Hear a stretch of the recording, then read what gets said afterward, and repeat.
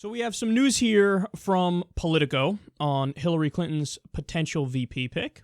They say, big Wall Street donors have a message for Hillary Clinton. Keep Elizabeth Warren off the ticket or risk losing millions of dollars in contributions. In a dozen interviews, major Democratic donors in the financial services industry said they saw little chance that Clinton would pick the liberal firebrand as her vice presidential nominee. These donors despise Warren's attacks on the financial industry, but they also think her selection would be damaging to the economy. And they warned that if Clinton surprises them and taps Warren, big donations from the industry could vanish. We have some quotes here. Quote, if Clinton picked Warren, her whole base on Wall Street would leave her, said one top Democratic donor who has helped raise millions for Clinton. They would literally just say, we have no qualms with you moving left. We understand all these things you've had to do because of Bernie Sanders. But if you're going there with Warren, we just can't trust you. You've killed it. Oh, is that so telling? So I had forgotten about a similar story to this, but about maybe a year and a half ago or so, you had some top Wall Street executives tell Hillary Clinton, Hillary, we're giving you free rein to say whatever you want to say. We know that you're on our team. We know that when push comes to shove, you're going to do the legislation that we like, so you can be as progressive as you want to be in your rhetoric, and we know that deep down it's a wink and a nod, and you're still totally with us. So she was able to just go out there and pretend to be progressive. Now, to put that in perspective for you, even with Obama, who largely has been a sellout to Wall Street, even with him, when he used super progressive rhetoric, people on Wall Street were like, whoa, what are you doing? What are you doing? We don't like that. We don't like that. So he wasn't even given a free pass. Hey, you can say whatever the fuck you want to say. But she was given a pass, and they know, no matter what you say, we know you're pretending. So they've decided now, well, there's one thing you could do that would make us not trust you anymore. And that thing would be if you picked Elizabeth Warren as vice president. Now, that is overwhelmingly not going to happen. It's overwhelmingly likely that it won't happen, and that's one thing where me and the Wall Street douchebags here agree, that she's definitely not likely to pick her.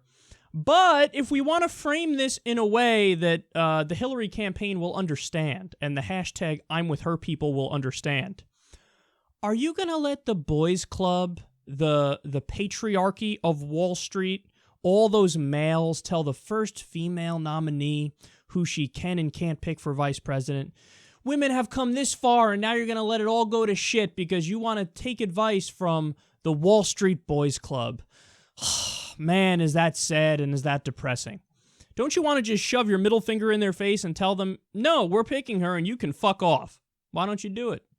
Why don't you do it? So this is the real test for Hillary Clinton. Now, I think, again, my audience, myself, we all know largely what's going to happen here, and we all know what direction she's probably going to go in. But, man, it would be a bold move, and obviously would be unprecedented if we had not an all-female ticket, but you pick somebody, although that is obviously big too, but you pick somebody who is super-duper progressive as VP, like Elizabeth Warren, and then, in all seriousness, is that one of very few things that Hillary Clinton can do to bring more Bernie supporters over to her in the general election? The answer to that is yes. I know there are a lot of Bernie supporters listening right now who say, no, I'm not going to vote for her under any circumstances, and no, some of you even prefer Donald Trump over her. I'm talking statistics here. I'm talking overall, will there be more Bernie supporters who go to her if she picks somebody like Elizabeth Warren? The answer is yes. And that would apparently even make it so that people in Wall Street go, we don't really trust you anymore because she's against us. And guys, remember, I know a lot of people are mad, and partially rightly so, at Elizabeth Warren for endorsing Hillary Clinton, but understand that that doesn't make her record go away. Like when people say, oh, she's just a sellout, that's not true. I mean, again, I didn't like the fact that she endorsed her either. I thought she should have endorsed Bernie earlier on, and then if you're going to not and stay neutral, but later on endorse Hillary, at least wait until the convention when there's no indictment possibility, yada, yada. But know that her record still exists.